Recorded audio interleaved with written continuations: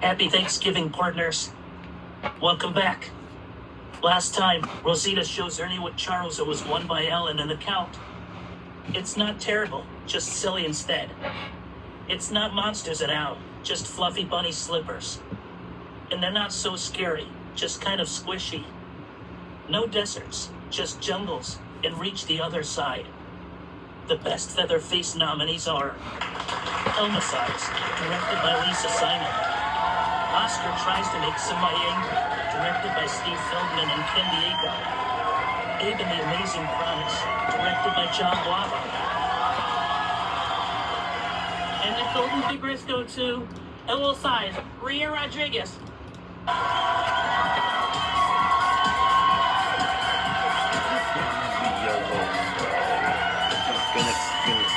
Just the way he is.